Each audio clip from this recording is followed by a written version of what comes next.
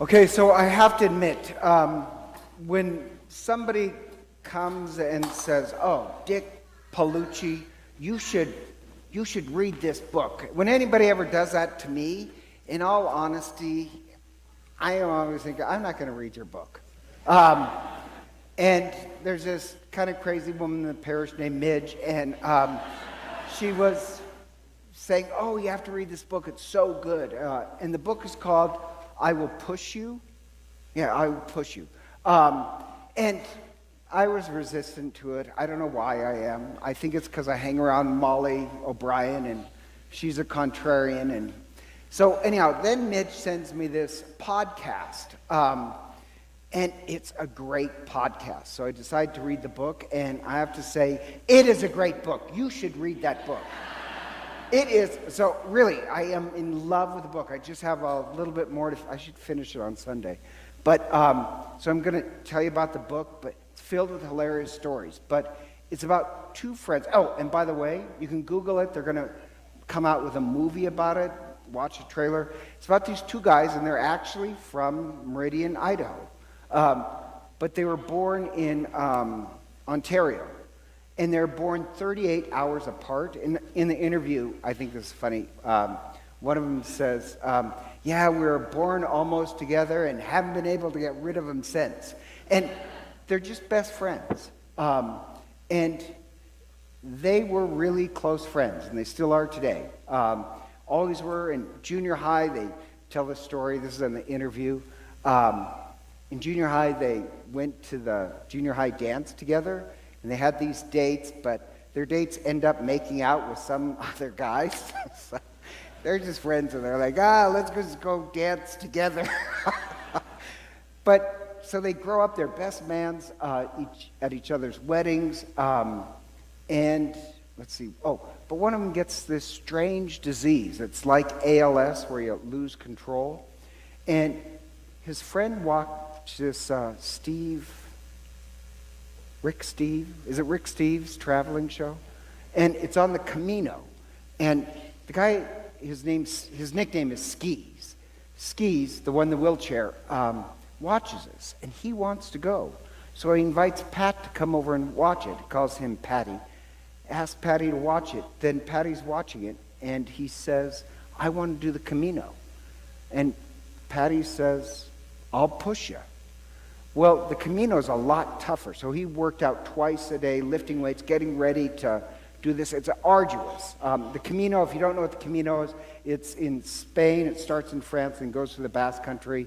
It's this ancient pilgrimage. You end up where St. James died.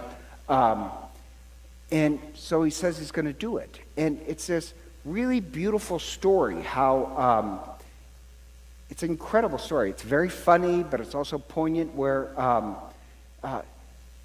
they ask pilgrims, they meet the best people, they ask pilgrims along the way to help them.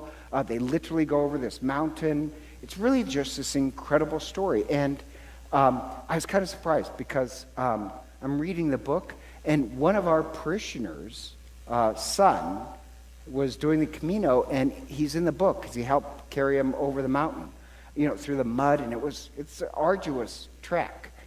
But they're talking about it, how it's also this incredible spiritual journey. And he said, this is what life should be about, where I really love him. He is my best friend.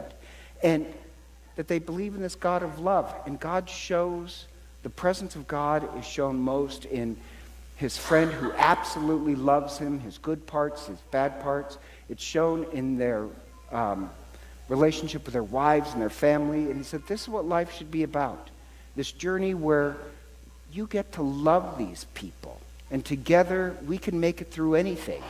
And like one of them, there's one part after the mountainous part this is in the Basque Country. I think it's called the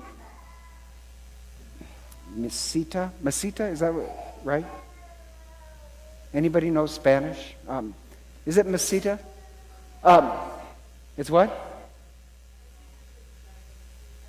Yeah, it's okay. It's a Mesita.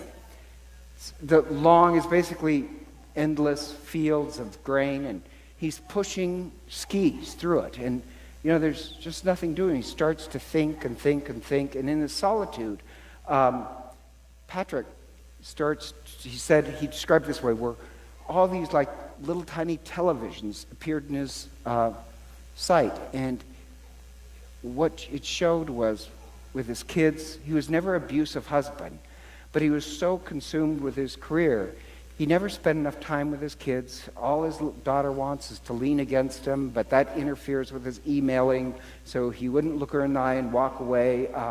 He didn't play with his kids enough, and most of all, how he was short and curt with his wife. So when they're walking the Meseta, this just comes at him. And so when they get to town, he has to call his wife, and they find a satellite phone. He calls his wife, and he apologizes to his kids that he hasn't been there. But, they're young, so they don't quite get it. And then he says, I need to talk to your mom alone. And so shuts the door, and he says, I am so sorry for all the times that I broke your heart. And she says, if you wouldn't have broken my heart, I wouldn't have been able to love you more. And what he realizes is that his job has taken him away too much from his family. Or the guy in the wheelchair, Skis, and I love this. Skis, when he first was diagnosed, was in this really dark place. He actually thought of suicide. And then he just concentrates on the light and the love of God. And he says, now I'm grateful for everything. I'm grateful for the air in my lungs. I'm grateful for a great wife and good friends and a good life. He says, I really don't ask myself, why me anymore? I just am so grateful for life. So it's this great book. I highly recommend it. In fact, I checked on this. If you're going to take a trip, I don't know, to McCall or, I don't know, some distant place like Cuna, download it. Really, you could listen to it with your family as you drive. I just think it's a great story. And here's my point. I think it's a great story about an example of what the kingdom of God is supposed to look like. Because the gospel is about the kingdom of God. Jesus is trying to explain, this is what the kingdom of God looks like. And he tells a strange story. And the strange story is, imagine the sower, and he has seeds. And of course, seeds are the words of God. They're the seeds of love. And the seed is powerful. If it lands on something, it can produce a lot of life. The seed is very powerful. The sower is Christ. And the sower is ridiculous on how much he throws these seeds of love and faith all over the place. So if that part of the parable is true, then answer this question. Then why is the world trapped in so much anger and discord if the seed is so powerful? And the point of the gospel, I think, is not about the sower and the seed. I think Christ is this ridiculous sower throwing the seeds everywhere. And the seed is powerful. The problem is the soil. So it really should be called the parable of the soils. And there's 4 types of soils. There's the hard soil that no seed can penetrate. Now you understand, it's talking about our hearts. That the seeds are spread very generous. But some people, their heart is hard. And no water, no seed will pierce that. It does no good. And some hearts are rocky soil, where it's a thin layer of soil. But because the rock's there, when the seed lands on it, it germinates. It germinates really quick. But there's not enough depth in your heart. So it can't establish great roots.